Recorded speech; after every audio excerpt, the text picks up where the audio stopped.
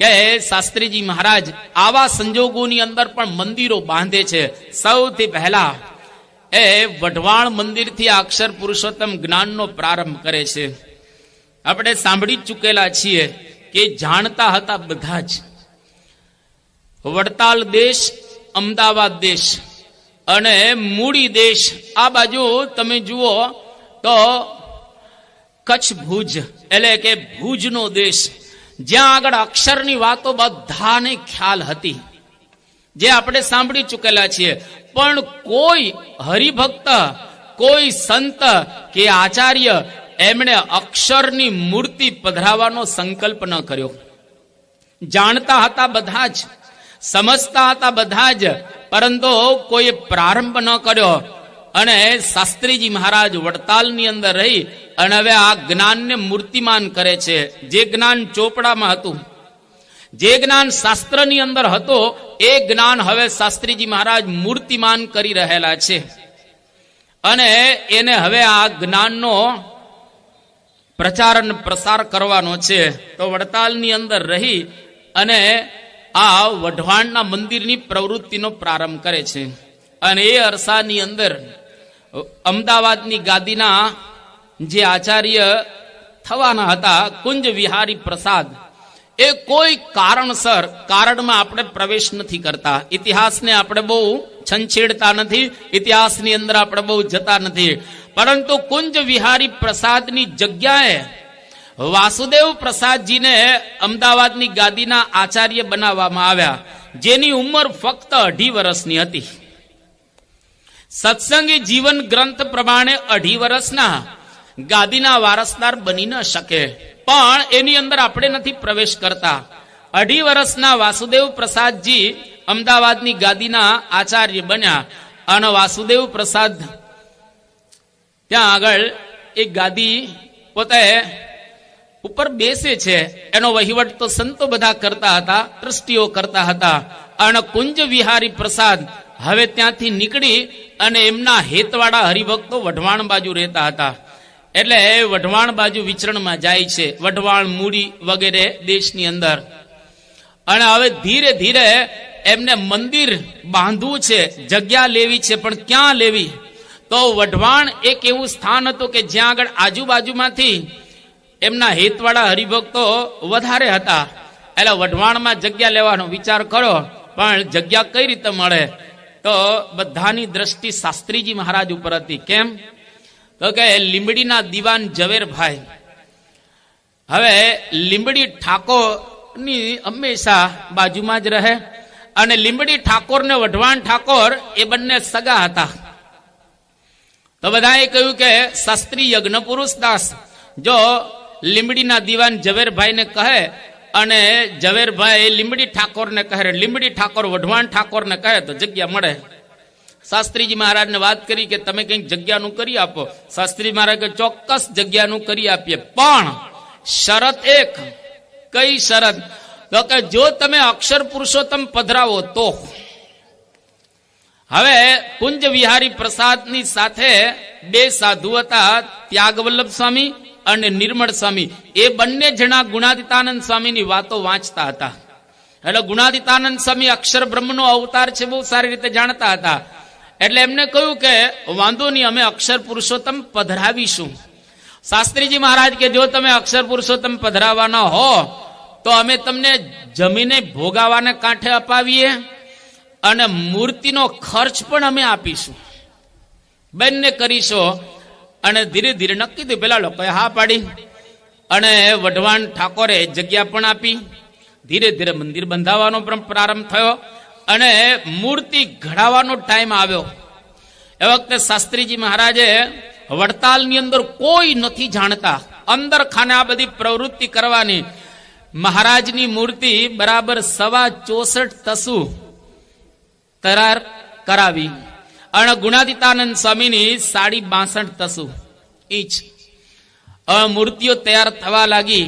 અને જ્યારે પ્રતિષ્ઠાનો સમય આવ્યો, મુહૂર્ત પણ પ્રતિષ્ઠાનું નક્કી થઈ ગયો. વસંત પંચમી સંવત 1961ની સાલ. હવે જયારે મુહૂર્ત નક્કી થયું એ વખતે મૂડીની અંદર ખાને વિરોધનો પ્રારંભ થયો મૂડી મંદિરમાં. અને ત્યાં એક સભા થઈ કે આ તો અક્ષર પુરુષોત્તમ પધરાવાના છે, જે યોગ્ય નથી. હવે અક્ષર પુરુષોત્તમ પધરાવાની ના કોણ પાડે? તો એ વખતે મૂડીની અંદર બધાએ નક્કી કર્યું કે જુનાગઢના મોટા સદગુરુ છે બાલમુકુંદ સ્વામી, એ બાલમુકુંદ સ્વામી જો આપણી સભામાં આવે અને બાલમુકુંદ સ્વામી કહે કે આ અક્ષર પુરુષોત્તમ નથી પધરાવાના, તો આ બંધ રહે એવું છે, બાકી બંધ રહે એવું નથી. હવે શાસ્ત્રીજી મહારાજના વડતાલની અંદર સમાચાર મળ્યા અને એ વખતે શાસ્ત્રીજી મહારાજ એક ઐતિહાસિક કાગળ લખે છે, અદ્ભુત કાગળ શાસ્ત્રીજી મહારાજ લખે છે. કોની ઉપર? તો કે બાલમુકુંદ સ્વામીની ઉપર. અને બાલમુકુંદ સ્વામી ત્યાં પહોંચી ગયા હતા મૂડીની અંદર, અને એમણે શાસ્ત્રીજી મહારાજનો કાગળ વાંચ્યો. કાગળની અંદર શાસ્ત્રીજી મહારાજ બાલમુકુંદ સ્વામીને ઉદ્દેશીને લખે છે કે સ્વામી, સોરઠમાં આપ ગામડે ગામડે અક્ષર પુરુષોત્તમને પધરાવો છો. શ્રીજી મહારાજની જોટેટ ગુણાતીતાનંદ સ્વામીની મૂર્તિ તમે પધરાવો છો, અને અમે બધા તો તમારી સાખ લઈને આ વાત કરીએ છીએ કે બાલમુકુંદ સ્વામી પણ અક્ષરની મૂર્તિ પધરાવે છે, અને જો તમે આની અંદર વિરોધમાં ભળશો તો અમારે તો સત્સંગમાં બોલવા પણ નહીં રહે. માટે આપ અત્યાર સુધી આ અક્ષર અને પુરુષોત્તમનો પક્ષ રાખ્યો છે, તો આની અંદર પણ આપ ભળજો અને આ પ્રવૃત્તિ ન થાય એવી અમારી ઈચ્છા છે. માટે આ પ્રમાણે લખ્યું બધું. અને બાલમુકુંદ સ્વામીની પાસે પત્ર આવ્યો, એને કહ્યું કે આપણે આમાં તો ભળાય નહીં, પણ હવે બાનું શું કાઢવું, તો મીટિંગની અંદર જવાનું છે ને. અને મીટિંગની અંદર બાલમુકુંદ સ્વામી હોય નક્કી થઈ જાય તો અક્ષર પુરુષોત્તમ મહારાજની આ જે પ્રતિષ્ઠા થવાની છે બંધ રહે. બાલમુકુંદ સ્વામી એ વખતે બાનું કાઢ્યું કે મારી દાઢ દુખે છે એટલે હું સભામાં નહીં આવું, બાકી દાઢ દુખતી જ નહોતી. બાલમુકુંદ સ્વામીની દાઢ દુખતી નહોતી, પણ શાસ્ત્રીજી મહારાજનો પત્ર ગયો એટલે એમને બાનું કાઢ્યું કે મારી દાઢ દુખે છે. એ કે વાંધો નહીં, તમારી દાઢ દુખતી હોય, તમે ખાલી સભામાં આવીને બેસો, બસ તમે બેસશો એટલે બાકીની બધી વાતો છે એ થશે, તમારી હાજરી જોઈએ અમારા સભાની અંદર. તારા બાલમુકુંદ સ્વામી કે મારી બહુ દાઢ દુખે છે એટલે હું હાજરે નહીં રહી શકું. અને બાલમુકુંદ સ્વામી ગયા નહીં એ સભાની અંદર. જો ગયા હોત તો ઇતિહાસ બદલાઈ ગયો હોત, પણ બાલમુકુંદ સ્વામી ગયા નહીં અને ત્યાં આગળ બાનું કાઢી અને ત્યાં આગળ રહ્યા. જેવી સભા શરૂ થઈ, અંદરો અંદર એકદમ ત્યાં આગળ એકબીજા બોલવા લાગ્યા અને સભા આખી વિખરાઈ ગઈ અને કોઈ નિર્ણય લેવાનો નહીં. અને જયારે સભા વિખરાણી એ વખતે એક હરિભક્ત ત્યાંથી વડતાલ આવતા હતા અને બાલમુકુંદ સ્વામી એને બોલાવીને વાત કરી કે શાસ્ત્રી યજ્ઞપુરુષ દાસને કહેજો કે તમારા પત્રનો અમલ કર્યો છે, કહેજો કે તમારા પત્રનો અમલ કરેલો છે. એટલે પેલા હરિભક્તે સમાચાર શાસ્ત્રીજી મહારાજને આપ્યા અને આ મીટિંગ જે અક્ષર પુરુષોત્તમ ન બેસેની વિરુદ્ધમાં જે થઈ, મધ્ય મંદિરમાં બેસવાના હતા, પણ પરિસ્થિતિ પછી થોડીક વળાંક લે છે અને શાસ્ત્રીજી મહારાજ હવે વડતાલથી વસો ગયા. મુહૂર્ત જે નક્કી થયેલું તો એ દિવસે આવી ગયો અને શાસ્ત્રીજી મહારાજ હરિભક્તોને મોકલે છે. સોખડાના ત્રિભુવનદાસ, આશાભાઈ, અમદાવાદના મંછારામભાઈ, બાપાલાલ ચોકસી, આ બધા જ હરિભક્તને મોકલ્યા વઢવાણ કે જાઓ પ્રતિષ્ઠાની અંદર અને બરાબર ધ્યાન રાખજો, મધ્ય મંદિરમાં જ અક્ષર પુરુષોત્તમ મહારાજ બેસવા જોઈએ. કદાચ જો વિરોધ થાય તો બાજુના ખંડમાં તો બેસાડજો જ, પણ પ્રતિષ્ઠા ન થાય એવું ન કરતા, પ્રતિષ્ઠા થવી જ જોઈએ. આ બધા હરિભક્તો પણ બહુ પાવરફુલ હતા અને બધાએ સેવા પણ કરેલી હતી. અને એ વખતે શાસ્ત્રીજી મહારાજ કૃષ્ણજી અદા અને પુંજાજી બાપુને મોકલે છે કે તમે પ્રતિષ્ઠામાં જાઓ. આ બે હરિભક્ત બહુ આ ગુણાતીત જ્ઞાનના પ્રહરી હતા અને બહુ જ પાવરફુલ બંને હરિભક્તો હતા. એ પણ વઢવાણની અંદર આવ્યા. હવે વિરોધ ત્યાં આગળ ધીરે ધીરે શરૂ થયો.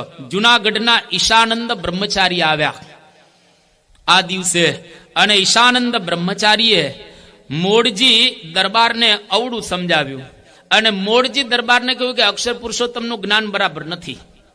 અને મોરજી દરબારે કુંજ વિહારી પ્રસાદ જે વઢવાણના આચાર્ય એને વાત કરી કે અક્ષર પુરુષોત્તમનું જ્ઞાન છે ને ખોટું છે. અને શું થયું આ કુંજ વિહારી પ્રસાદને કે એમને સમજાઈ ગયું કે અક્ષર પુરુષોત્તમનું જ્ઞાન ખોટું છે. અત્યાર સુધી બરાબર હતું, પણ ઈશાનંદ બ્રહ્મચારીએ મોરજીએ દરબારને અને મોરજી દરબારે આ કુંજ વિહારી પ્રસાદને વાત કરી એટલે કુંજ વિહારી પ્રસાદ ફરી ગયા કે હવે આપણે અક્ષર પુરુષોત્તમ નથી પધરાવા. અને એ વખતે પૂંજાજી બાપુ અને કૃષ્ણજી હદાને શાસ્ત્રીજી મહારાજ મોકલેલા. એમને કહ્યું કે શાસ્ત્રીજી મહારાજને તમે વચન આપ્યું છે કે અમે મધ્ય મંદિરમાં અક્ષર પુરુષોત્તમને બેસાડીશું, એને લઈને તો તમને જગ્યા અપાવી અને મૂર્તિ પણ એમને આ તૈયાર કરીને આપી, માટે તમે બેસાડો જ અક્ષર પુરુષોત્તમ. અને બહુ જયારે આ બંને હરિભક્તે વાત કરી તો કે મધ્યમની બાજુના ખંડ, બાજુના ખંડમાં પણ અક્ષર પુરુષોત્તમ મહારાજ બેસવા જોઈએ. એટલે દક્ષિણ ખંડમાં બેસાડવાનું નક્કી કર્યો. અને પછી ધામધૂમ પૂર્વક ત્યાં આગળ પ્રતિષ્ઠા થાય. આ બ્રહ્માંડની અંદર પહેલી વખત અક્ષર પુરુષોત્તમ મહારાજ એ દક્ષિણાદા ખંડની અંદર બેઠા અને બધા હરિભક્તોને આનંદ થઈ ગયો. જે બધા ગયા હતા, શાસ્ત્રીજી મહારાજ કાગના ડોળે વસોની અંદર રાહ જોતા હતા કે હમણાં તાર આવે કે અક્ષર પુરુષોત્તમ મહારાજ બેસી ગયા. પણ આ બધા હરિભક્તો ઉત્સાહમાં તાર કરવાનું જ ભૂલી ગયા, બધા ભૂલી ગયા. એના આનંદ જ એટલો હતો. અને સાંજે 5-6 વાગે યાદ આવ્યું કે ઓહો, શાસ્ત્રીજી મહારાજને તો આપણે તાર કરવાનું ભૂલી ગયા. 5-6 વાગે એમણે તાર કર્યો વસો. હવે એ દરમિયાન શાસ્ત્રીજી મહારાજ વસોથી પાછા વડતાલ આવી ગયા હતા, કામકાજ પ્રસંગે ગયા હતા, પાછા આવી ગયા વડતાલ. એ વખતે ભાઈલાલ ભાઈને કહેતા ગયા એ કે જો તાર આવે ને તો તાત્કાલિક તમે મને વડતાલ આપવા આવજો. ભાઈલાલભાઈ કે સારું સ્વામી, વડતાલ આપવા માટે આવીશ. અને બરાબર 7 વાગે તાર આવ્યો. જેવો તાર આવ્યો એટલે ભાઈલાલભાઈ વાંચ્યો પેલા કે આ બ્રહ્માંડમાં પહેલી વખત અક્ષર પુરુષોત્તમ મહારાજ બેસી ગયા છે. એટલે ભાઈલાલભાઈનો બહુ આનંદ થઈ ગયો. દોડતા એ વડતાલ આવે છે. અને વડતાલમાં શાસ્ત્રીજી મહારાજને આસને આવ્યા ત્યારે 9 વાગ્યા હતા. 9 વાગે તાર લઈ અને શાસ્ત્રીજી મહારાજને આપ્યો. હવે એ જમાનામાં તાર આવે ને એટલે આમ વાતાવરણ છે ને કંઈક હવે જમાના પ્રમાણે આખો જુદું થતું હશે. તો તાર આવેલ આખા વડતાલની અંદર બધા મંદિરમાં વાતો કરવા કે શાસ્ત્રી યજ્ઞ પુરુષ દાસ ઉપર તાર આવ્યો, શાસ્ત્રી યજ્ઞ પુરુષ દાસ ઉપર તાર આવ્યો. અને તાર લઈ અને સીધા જ શાસ્ત્રીજી મહારાજ ગોરધનભાઈ કોઠારી પાસે ગયા. અને ગોરધનભાઈ કોઠારીને શાસ્ત્રીજી મહારાજ કહ્યું કે વઢવાણમાં અક્ષર પુરુષોત્તમ દેવ બેસી ગયા છે. અને જેવો તાર વાંચ્યો ગોરધનભાઈ કોઠારી એકદમ ઊંડા ઉતરી ગયા, કાંઈ બોલ્યા નહીં, એકદમ સુનમૂન થઈ ગયા, જાણે સ્થળ અને કાળ બે ભૂલી ગયા હોય, સુનમૂન થઈ ગયા ગોરધનભાઈ કોઠારી. અને સ્વગત બોલવા લાગ્યા. શું બોલવા લાગ્યા કે સંવત 1928ની સાલમાં મેં બાલમુકુંદ સ્વામીનું બંડ એ દાબી દીધેલું. એમની ઈચ્છા હતી કે ગોંડલની અંદર અક્ષર પુરુષોત્તમ મહારાજ બેસે, પણ એ બંડ છે ને મેં દાબી દીધેલું. અને મારો સંકલ્પ હતો કે મારી હાજરીમાં, મારી હયાતીમાં અક્ષર પુરુષોત્તમ મહારાજ ન જ બેસવા જોઈએ, પણ યજ્ઞ પુરુષ દાસ આજે તે એ કામ કર્યું. આવું જરા ગોરધનભાઈ કોઠારી બોલ્યા એટલે સ્વામીશ્રી તરત જ બોલે છે કે જે થયું એ સારું થયું, જે થયું એ ગોરધનભાઈ કોઠારી સારું થયું. કે મારો સંકલ્પ હતો કે તમારી હાજરીમાં જ અક્ષર પુરુષોત્તમ બેસવા જોઈએ. આ મારો સંકલ્પ હતો, એ આજે સંકલ્પ સિદ્ધ થયો. અને ગોરધનભાઈ કોઠારી એને જરા કળ વળી ન હતી, એને બોલ્યા કે શ્રીજી કરે તે ખરું. તો સ્વામી તરત જ બોલ્યા કે આ શ્રીજીએ જ કર્યું છે, આ શ્રીજીએ જ કર્યું છે. અને અક્ષર પુરુષોત્તમ મહારાજ બેઠા. જ્યારે આવું બોલ્યા શાસ્ત્રીજી મહારાજ એટલે ગોરધનભાઈ કોઠારી એક છણકો કર્યો અને કઈ આગળથી તું જતો રહે, તું મને તારું મોઢું ન બતાવ. અને શાસ્ત્રીજી મહારાજ જતા રહ્યા ત્યાંથી પોતાના આસને. અને ગોરધનભાઈ કોઠારીને થોડી કળ વળી બીજે દિવસે એટલે શાસ્ત્રીજી મહારાજને પાછા બોલાવ્યા અને કહ્યું કે કઈ રીતે આ બધું થયું, તું મને જરા વિગતે બધી વાત કર. અને શાસ્ત્રીજી મહારાજે વિગતે બધી જમીન લેવાથી માંડી અને બધી જ વાત કરી. એ વખતે ગોરધનભાઈ કોઠારી મનોમન તો પોતે રાજી થયા અને શાસ્ત્રીજી મહારાજ એમને પ્રણામ કરી ત્યાંથી વિદાય લઈને જતા રહ્યા. પણ શાસ્ત્રીજી મહારાજના હૃદયની અંદર હજુ પૂર્ણ ઈચ્છા ન થઈ. કારણ કે ઈચ્છા હજી પૂર્ણ ન થઈ. એમની ઈચ્છા તો મધ્ય મંદિરની અંદર અક્ષર પુરુષોત્તમ મહારાજને બેસાડવાની હતી, પણ આ બાજુના ખંડની અંદર અક્ષર પુરુષોત્તમ મહારાજ બેઠા એટલે હવે શાસ્ત્રીજી મહારાજ વડતાલથી નીકળેલા છે. આપણે ઇતિહાસ જાણી ચૂકેલા છીએ. અને શાસ્ત્રીજી મહારાજ આ વડતાલથી નીકળ્યા પછી ફક્ત 6 જ મહિનામાં, વધારે નહીં, ફક્ત 6 જ મહિનાની અંદર મધ્ય મંદિરમાં અક્ષર પુરુષોત્તમ મહારાજને પધરાવે છે અને એની પ્રતિષ્ઠા કરે છે, જેનો ઇતિહાસ સુવર્ણ અક્ષરે લખાયેલો છે. બોચાસણની અંદર ઝવેરભાઈ જ્યારે શાસ્ત્રીજી મહારાજ વડતાલની અંદર હતા એ વખતે રામજી મંદિરની જે મૂર્તિઓ 3 હતી, એ 3માંથી એક મૂર્તિ જાનકીજીની ખંડિત થયેલી. એટલે ગામના લોકોએ નક્કી કર્યું કે આ 3 મૂર્તિ આપણે બદલાવી નાખીએ અને બીજી મૂર્તિ જરા સ્થાપીએ, અહીંયા આગળ પ્રતિષ્ઠા એની કરીએ. તો જે જાનકીની મૂર્તિ એક જ ખંડિત થયેલી હતી, પણ 2 જે મૂર્તિ હતી રામ અને લક્ષ્મણની, શાસ્ત્રીજી મહારાજે ઝવેરભાઈને કહ્યું કે ઝવેરભાઈ, બીજા હતા ગિરધરભાઈ, એમને કહ્યું કે આ 2 મૂર્તિ રાખજો તમે. આપણે અક્ષર પુરુષોત્તમ મહારાજ આ બોચાસણની અંદર પધરાવીશું ને ત્યારે આ 2 મૂર્તિની પણ પ્રતિષ્ઠા કરીશું. એના નામ જુદા રાખીશું, પણ આ 2 મૂર્તિની પણ પ્રતિષ્ઠા આપણે કરીશું.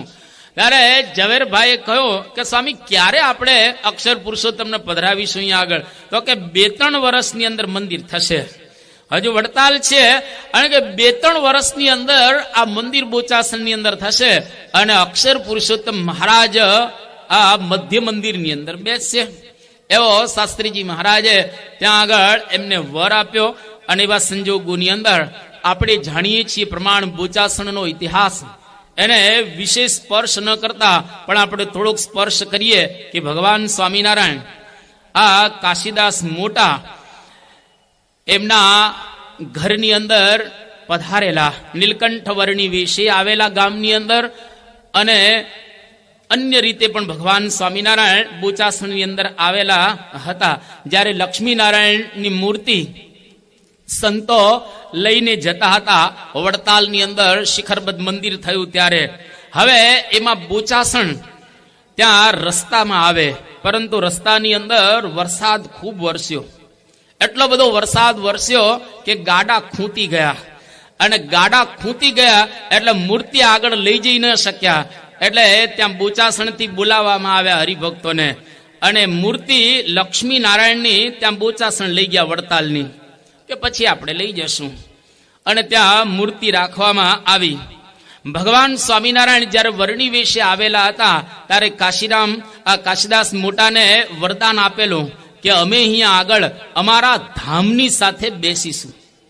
1-2 વખતની 4 વખત એમને આ પ્રકારના કોલ આપેલા.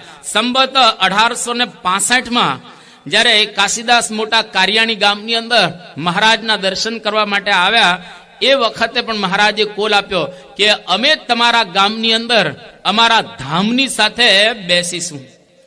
સંબત 1872ની સાલમાં કાશીદાસ મોટા જ્યારે વડતાલની અંદર મહારાજના દર્શન કરવા આવે છે ત્યારે પણ કાશીદાસ મોટાને મહારાજે કોલ આપેલો કે અમે તમારા ગામની અંદર અમારા ધામની સાથે, ગુણાતીતની સાથે બેસવાના છીએ. સંબત 1878ની સાલમાં જ્યારે કાશીદાસ મોટા અમદાવાદ મંદિરની પ્રતિષ્ઠા થઈ નરનારાયણ દેવની, એ વખતે ત્યાં લાભ લેવા આવેલા. અને જ્યારે પ્રતિષ્ઠા પૂરી થઈ નરનારાયણ દેવની, એટલે આશીર્વાદ લઈ અને હવે પાછા બોચાસણ જતા હતા, ત્યારે શ્રીજી મહારાજ આ કાશીદાસ મોટાને આશીર્વાદ આપતા કહે છે કે આ નરનારાયણની મૂર્તિ એ અમારો અંશ છે, અને નરની મૂર્તિ છે તે અક્ષરનો અંશ છે, અને નારાયણની મૂર્તિ છે એ અમારો અંશ છે. હમણાં અમે તમને જણાવતા નથી, ઉઘાડું પાડતા નથી, પરંતુ અમે બોચાસણની અંદર આ અક્ષર અને પુરુષોત્તમ કે તમારા ધામ સાથે તમારા ગામની અંદર બેસીશું ત્યારે તમને આ ખ્યાલ આવશે. તો આવો કાશીદાસ મોટાને મહારાજે ત્યાં આગળ વર આપ્યો. અને આપણે જાણીએ છીએ પ્રમાણે કે કાશીદાસ મોટાને મહારાજ ઘણા ત્યાર પછી આશીર્વાદ પણ આપ્યા. એટલે મહારાજની ઈચ્છા હતી કે બોચાસણની અંદર મંદિર થાય. અને શાસ્ત્રીજી મહારાજ વડતાલથી જુદા પડી અને બોચાસણની અંદર એમને પહેલી પસંદગી ઉતારી. કેમ? તો કે મહારાજે વરદાન આપેલું હતું એટલા માટે. બાકી 3 ગામની અંદર મંદિર કરવાનો આ રીતે હરિભક્તોનો આગ્રહ હતો. એક બોચાસણમાં, એક બામણ ગામમાં અને ત્રીજું આણંદમાં. કારણ કે ખરડો આણંદમાં થયેલો 35,000નો ખરડો થયો હતો. એટલે આણંદના હરિભક્તોની ઈચ્છા કે અમારા ગામમાં મંદિર થાય. અને બામણ ગામના હરિભક્તો પણ પાવરફુલ હતા એ કે અમારા ગામમાં મંદિર કરો. પણ શાસ્ત્રીજી મહારાજે કહ્યું કે મહારાજનો જ્યાં જ્યાં સંકલ્પ છે ત્યાં આપણે મંદિર કરવા છે. અને બોચાસણ ઉપર કળશ ઢળ્યો અને ખાતમુહૂર્ત નક્કી કરવામાં આવ્યું. હવે ત્યાં આગળ એક તો જગ્યા લેવી ને બહુ મુશ્કેલી, વિશેષ આપણે સ્પર્શ નથી કરતા. માંડ બોચાસણમાં જગ્યા મળી. એ વખતે બોચાસણ નામ એવું હતું કે માણસના બોચા એટલે કે માથા કાપે ને આ એવું ગામ હતું. આ બધા માથા ભારે ત્યાં આગળ ગામની અંદર હતા. હવે માંડ શાસ્ત્રીજી મહારાજે ત્યાં આગળ જગ્યા લીધી અને ખાતમુહૂર્તનો સમય આવ્યો. હવે ખાતમુહૂર્ત અષાઢ સુદ પૂર્ણિમાના દિવસે રાખવામાં આવ્યું. અને શાસ્ત્રીજી મહારાજે કહ્યું કે આ મુહૂર્ત છે ને બહુ અતિ રેર કેસમાં આવું મુહૂર્ત આવે કે સિદ્ધરાજ જયસિંહે જે મુહૂર્તમાં રુદ્રમાળ બનાવેલો એ જ મુહૂર્ત આવતીકાલે પૂર્ણિમાના દિવસે છે. એટલે મુહૂર્ત ચૂકાવવું ન જોઈએ. બધા હરિભક્તોનો ખૂબ ઉમંગ હતો કે આપણે આ મુહૂર્ત ચૂકવું નથી. એટલે બધા હરિભક્તો બહુ સવારમાં વહેલા ઉઠી અને આવી ગયા હતા. અને એ દરમિયાન વિરોધીઓ બધા પણ વિરોધ નાખવા માટે ઘણો પ્રયત્ન કરતા હતા. સ્થાનિક હરિભક્તોનો ઉત્સાહ પણ વિરોધીઓ બધા ભેગા થાય અને નક્કી કર્યું કે આપણે ખાતમુહૂર્ત કરવા નથી દેવું. પણ એ વખતે હરિભક્તોએ આજુબાજુ ઘણી સરસ વ્યવસ્થા કરેલી હતી. અને વિરસદથી અનાયાસે ભગવાનની કૃપા ગણો, શાસ્ત્રીજી મહારાજની આ કૃપા ગણો કે વિરસદથી પોલીસ એટલે કે જમાદાર ત્યાં આગળ આવ્યા. હવે જમાદાર આવ્યો એટલે ગામના લોકો સમજી ગયા. અને અમથું ગામડામાં પોલીસથી બહુ ડરે. સમજો પોલીસ આમ લાકડી પછાડે ને અડધા અંદર જતા રહીએ. અને જમાદારને જોયો એટલે ગામના લોકો ગભરાઈ ગયા કે આ તો આપણને જેલમાં પૂરી દેશે. એટલે આમાં કઈ પડવા જેવું નથી. એટલે અનાયાસે આવી ગયેલો જમાદાર, કઈ બોલાવવામાં આવ્યો ન હતો. એટલે લોકોએ જાણ્યું કે હવે આપણે કઈ વિરોધ કરવા જેવું નથી. એટલે એ પવિત્ર મુહૂર્તની અંદર ત્યાં આગળ ખાતમુહૂર્ત કરવામાં આવ્યું. ખાતમુહૂર્ત કોના હાથે શાસ્ત્રીજી મહારાજ કરાવે છે? તો જેની સેવા બોચાસણ મંદિરની અંદર જબરજસ્ત છે એવા એક હરિભક્ત સોખડાના ત્રિભુવન કાકા, ત્રિભુવનદાસ, જેના બોચાસણ મંદિર માટે 6 ગાડા અને 12 બળદ એટલે કે 6 જોડી બળદ આપેલા.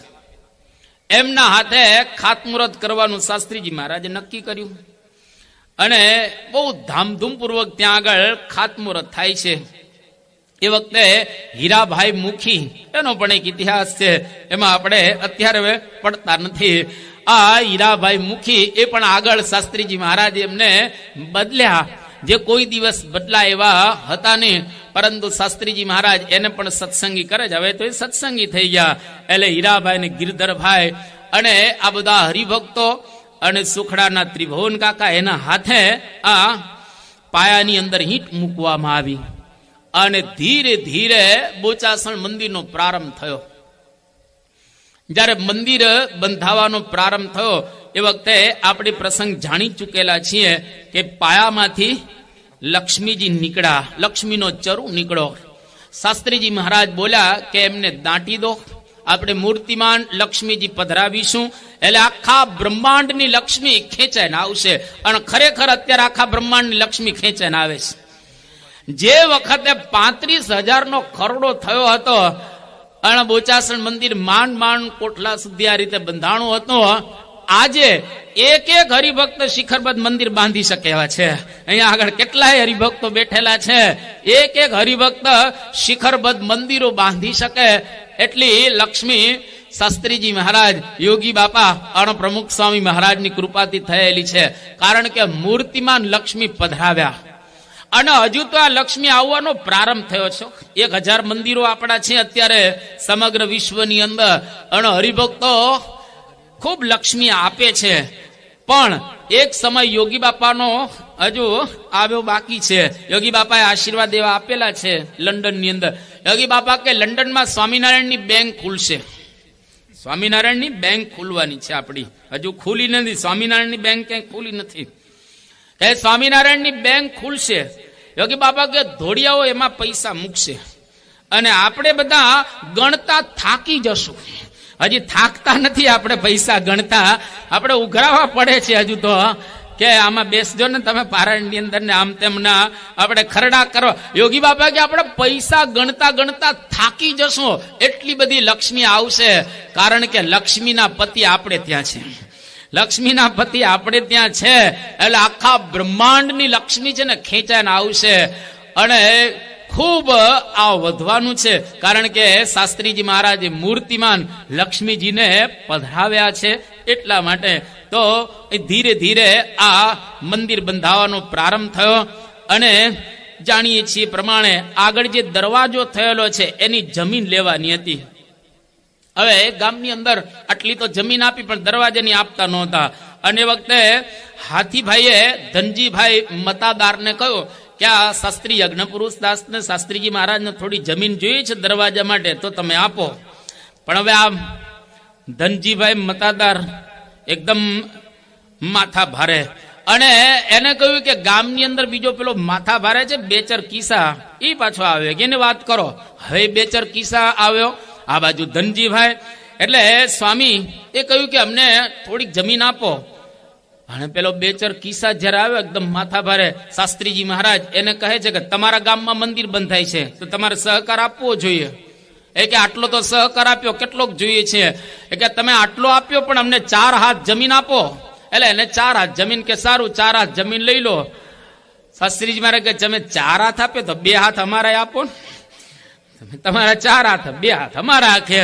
એટલે બેચર કિસ્સાના હૃદયમાં રામ બસ્યા, એને 2 હાથ ઓર આપ્યા એટલે 6 હાથ. હવે પેલો ધનજી મતાદાર એને શાસ્ત્રીજી મહારાજને ન કહેવાના ત્યાં આગળ શબ્દો કહ્યા. અને શાસ્ત્રીજી મહારાજ શાંતિથી કોઈ શબ્દનું ઉચ્ચારણ નથી કરતા.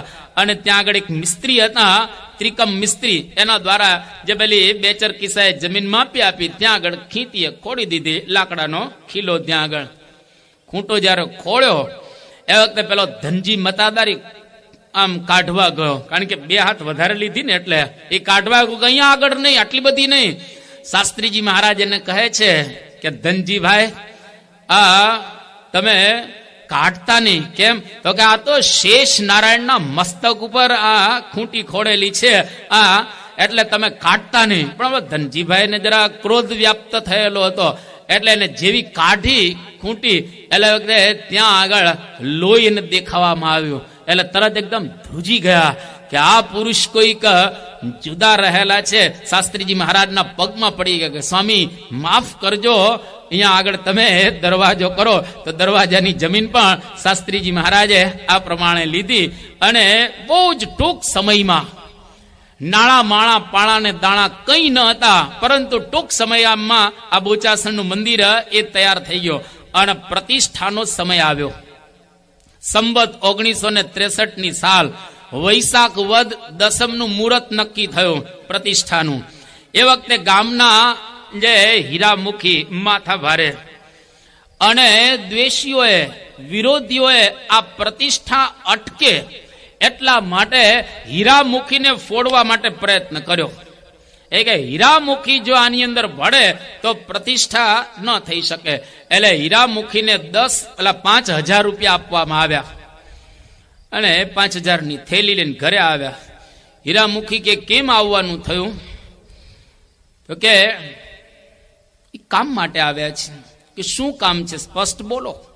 કે આ બોચાસણમાં જે પ્રતિષ્ઠા થાય છે ને એના માટે કે બહુ સારું પ્રતિષ્ઠા થાય છે માટે તમે આવે સારું, પણ કે આ પ્રતિષ્ઠાનું કામ તમારે અટકાવવાનું છે. અને હીરામુખીની આંખ એકદમ લાલ થઈ ગઈ કે મારા ગામમાં મંદિર થાય અને એમાં તમે વિરોધ નાખવા આવ્યા છો. અને મંદિર ગામમાં થાય તો ગામની શોભા છે. અને શાસ્ત્રીજી મહારાજ તો મારા ગુરુ છે અને શાસ્ત્રીજી મહારાજ તો મને સુધાર્યો છે. અને આ 5,000 રૂપિયા જો તમે મને એમને આપવા માટે આવ્યા હો તો આ 5,000 રૂપિયા આ બોચાસણ મંદિરની પ્રતિષ્ઠાના ઉત્સવની અંદર વપરાશે. અને યાદ રાખજો, જો તમે એની અંદર વિઘ્ન નાખ્યું તો હવે હું તમે જ વિઘ્ન નાખી છે એવું સમજીશ. અને મારા 2,000 ધારાળા છે જે મારા સેવકો બધા, એ બધાને હું આજુબાજુ ગોઠવી દઈશ.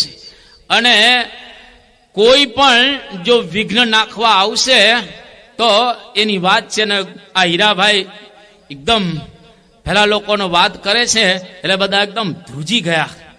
અને એકદમ ત્યારે હીરાભાઈને પછી તો કશું કરી શકતા નથી. અને હીરામુખી એને કહે છે કે આની અંદર કોઈ પણ પ્રકારનું જો વિઘ્ન થયું તો હું એવું સમજી લઈશ કે તમે જ વિઘ્ન નાખેલું છે. અને જો તમારી અંદર તાકાત હોય તો તમે ચાલ્યા આવજો શૂરવીર થઈને, અને આ પ્રતિષ્ઠા ધામધૂમપૂર્વક થશે. પેલા લોકો તો શાંતિથી જે વિઘ્ન નાખનારા હતા એ ચાલ્યા ગયા. અને એવા સંજોગોની અંદર પ્રતિષ્ઠાનો સમય થયો, યજ્ઞ થયો. અને ઉમરેઠના બ્રાહ્મણ કેશવલાલ એમણે આ પ્રતિષ્ઠા વિધિ કરાવી. અને જ્યારે પ્રતિષ્ઠા વિધિ કરાવતા પહેલા આપણે જાણીએ છીએ પ્રમાણે યજ્ઞ થાય એટલે યજ્ઞની અંદર જે મૂર્તિઓ હોય ત્યાં ઉપર લઈ જવામાં આવે. હવે યજ્ઞમાંથી મૂર્તિઓ ઉપર લઈ જતા હતા. એમાં મહારાજની મૂર્તિ થોડી મોટી હોય 2 ઇંચ અને ગુણાતીતાનંદ સ્વામીની નાની હોય 2 ઇંચ. યજ્ઞ મંડપ પૂર્ણ ત્યાંથી મૂર્તિ લઈ જતા હતા એટલે મહારાજની મૂર્તિ તો સેજે સેજે ઉપર લઈ ગયા બધા. હવે ગુણાતીતાનંદ સ્વામીની જે મૂર્તિ છે ને ઊંચકાતી ન હતી, ઉપડે જ નહીં. હરિભક્તો કેટલાય લાગ્યા પણ મૂર્તિ ન ઉપડે, હલાવી હલે ની મૂર્તિ. અને બધાએ પ્રયત્ન કર્યો, મૂર્તિ ઉપડતી ન હતી. એ વખતે શાસ્ત્રીજી મહારાજને બોલાવ્યા કે સ્વામી, ગુણાતીતાનંદ સ્વામીની મૂર્તિ ઉપડતી નથી. આમ તો વજનમાં ઓછી હોય પણ છતાંય નથી ઉપડતી. એટલે શાસ્ત્રીજી મહારાજ આવ્યા ત્યાં આગળ અને 2 હાથ જોડી ગુણાતીતાનંદ સ્વામીની મૂર્તિ સમક્ષ પ્રાર્થના કરે છે. શાસ્ત્રીજી મહારાજે શું પ્રાર્થના કે સ્વામી, આપના માટે અમે વડતાલથી નીકળ્યા, આપના માટે રાન રાન અને પાન પાન થયા, આપના માટે અપાર દુઃખો વેઠ્યા અને આપના માટે જ અમે કેરોસીનના ડબ્બાની અંદર ખીચડી રાંધીને ખાધી છે. આપના માટે જ અમે ફૂલની પથારી છોડી અને કાંટાની પથારી ઉપર સૂતા છીએ. અને આપના માટે જ અમે આ જગતના બધા જ દુઃખો સહન કર્યા છે. માટે હવે આપ મહારાજની સાથે વિરાજમાન થાવ. અને શાસ્ત્રીજી મારે ટાંકણું નીચે અડાડ્યો, મૂર્તિ એકદમ ઉંચકાઈ ગઈ. અને શ્રીજી મહારાજની સાથે મધ્ય મંદિરની અંદર મધ્ય ખંડમાં આ મૂર્તિ ત્યાં આગળ ગોઠવાઈ છે. અને પ્રતિષ્ઠાના દિવસે સવારમાં ધામધૂમપૂર્વક આજે હજારો હરિભક્તો શાસ્ત્રીજી મહારાજના હેતવાળા ત્યાં આગળ આખું બોચાસણ ગામની સીમમાં એ માનવ મહેરામણ આજે ખૂબ ઉમટેલો છે. અને એવા સંજોગોની અંદર શાસ્ત્રીજી મહારાજ ત્યાં આગળ પધાર્યા અને બહુ ધામધૂમ પૂર્વક આ મંદિરની પ્રતિષ્ઠા થઈ. અક્ષર પુરુષોત્તમ મહારાજ મધ્ય મંદિરની અંદર બેસી ગયા. બોલો અક્ષર પુરુષોત્તમ મહારાજની. આ બ્રહ્માંડની અંદર પહેલી વખત અક્ષર પુરુષોત્તમ મહારાજ બેઠા. આજે અક્ષરધામ પામવાનો માર્ગ આ બ્રહ્માંડમાં પરિશુદ્ધ થયો. આજે મહારાજને પધારવાનો આ પૃથ્વી ઉપરનો હેતુ એ પણ સિદ્ધ થયો. આજે મહારાજના વચન ગુણાતીતાનંદ સ્વામીને દીક્ષા આપી ત્યારે ગુણાતીતાનંદ રૂપમ વિશ્વખ્યાતમ ભવિષ્યની એનો આજે પ્રારંભ થયો. આજે અનંત કોટી બ્રહ્માંડોના જીવ અને ઈશ્વરો એકદમ પ્રસન્ન હતા, કારણ કે મોક્ષનું દ્વાર આજે ખુલ્લું કરવામાં આવ્યું. હવે હજારો ને લાખો આ અક્ષર પુરુષોત્તમ મહારાજના જ્ઞાન દ્વારા એ મોક્ષને પ્રાપ્ત કરી શકશે. તો એવો એક માર્ગ આ બ્રહ્માંડની અંદર ખુલ્લો થયો. સમગ્ર આલમમાં આજે ખૂબ જ આનંદનો અતિરેક છવાઈ ગયો છે. બધા હરિભક્તોના મન પણ ખૂબ પ્રસન્ન થયા અને એ બધા જ શાસ્ત્રીજી મહારાજની, અક્ષર પુરુષોત્તમ મહારાજની જય ત્યાં આગળ બોલાવે છે અને પછી ધીરે ધીરે આગળના મંદિરો શાસ્ત્રીજી મહારાજ બાંધે છે. વિશેષ બધા મંદિરોની આપણે વાત નથી કરતા, કારણ કે આપણા સંપ્રદાયની અંદર શાસ્ત્રીજી મહારાજનું જીવન ચરિત્ર આ બધા અત્યારે નિયમ પ્રમાણે વાંચી રહેલા છો. પણ આ પહેલું મંદિર બોચાસણનું જે ખરેખર શાસ્ત્રીજી મહારાજે અન્યથા આ શક્તિ વાપરી અને મહારાજ અને સ્વામીને પધરાવ્યા. બોચાસણ, સારંગપુર, ગોંડલ, અટલાદરા, આ 4 મંદિર પરિપૂર્ણ થઈ ગયા. એક મંદિર માટે શાસ્ત્રીજી મહારાજની બહુ જ ઈચ્છા હતી કે ગઢડામાં ટેકરા ઉપર મહારાજને બેસાડવા. 50 વર્ષથી શાસ્ત્રીજી મહારાજનો સંકલ્પ હતો અને શ્રીજી મહારાજનો 120 વર્ષ જૂનો સંકલ્પ. જીવા ખાચર એમને મહારાજે કહેલું કે અમારે ટેકરા ઉપર બેસવું છે, ત્યાં આગળ મંદિર તમે માટે જગ્યા આપો. જીવા ખાચર શરૂઆતમાં હા પાડે છે, પરંતુ પછી પાછળથી ફરી જાય છે અને જગ્યા મળતી નથી અને મહારાજ તો પછી ધામમાં ચાલ્યા જાય છે. અને દાદા ખાચર પછી ગઢડાની અંદર પોતાની જગ્યા આપે છે ને તેમાં મહારાજે મંદિર કર્યું. ઇતિહાસ પ્રસિદ્ધ છે, પણ મહારાજનો આ સંકલ્પ બાકી રહ્યો અને એ સંકલ્પની પરિપૂર્તિ પણ શાસ્ત્રીજી મહારાજ કરે છે. એ ઇતિહાસને આજે આપણે બહુ છેડતા નથી, પરંતુ આપણે એટલું જાણી લઈએ કે અન્યથા કરતુમ શક્તિ વાપરીને ગઢડામાં મંદિર કર્યું. શાસ્ત્રીજી મહારાજની ઉંમર છેલ્લી ઉંમર હતી અને એ વખતે બહુ જ તકલીફ હતી શાસ્ત્રીજી મહારાજના શરીરે. અને શાસ્ત્રીજી મહારાજે એવું કહેલું કે મહારાજ રાજ પલટો કરશે અને આપણને ગઢડામાં જમીન મળશે અને અક્ષર પુરુષોત્તમ મહારાજ ત્યાં આગળ બેસશે. આ શાસ્ત્રીજી મહારાજનો સંકલ્પ સિદ્ધ થયો અને ખરેખર એમની કૃપાથી આ ભારત દેશ સ્વતંત્ર થયો અને અંગ્રેજોનું રાજ ભારતમાંથી ગયું અને ગઢડા જે વિસ્તારની અંદર આવે ભાવનગર વિસ્તાર અને એના ભાવનગર જિલ્લાના કલેક્ટર કેતા ગોવિંદસિંહ ચુડાસમા એ પોતે નિયુક્ત થયા અને શાસ્ત્રીજી મહારાજ આ ગોવિંદસિંહ ચુડાસમાને અક્ષર પુરુષોત્તમનો સિદ્ધાંત સમજાવ્યો. એમને આ બેઠો સિદ્ધાંત અને પછી શાસ્ત્રીજી મહારાજ એમને કહે છે કે અમારે ગઢડાની અંદર જમીન જોઈએ છે. અને ગોવિંદસિંહ ચુડાસમા સારંગપુર પધારેલા દર્શન કરવા માટે અને એમને કહ્યું કે સ્વામી તમે કંઈક અરજી આપો જમીન લેવા માટે, એક કાગળમાં ઓફિશિયલ અરજી આપો. અને એ વખતે અરજી આપવામાં આવે છે. હવે કાગળ ત્યાં હતો નહીં. હકા બાપુનો ભાણો ભૂપત જે ભણતો હતો એનો બગલ ઠેલામાં એક નોટ હતી, નોટનું પાનું ફાડી દીધું. એના પાનામાં આ અરજી લખવામાં શાસ્ત્રીજી મહારાજે સાઇન કરી અને ગોવિંદસિંહ ચુડાસમાને આ અરજી આપી.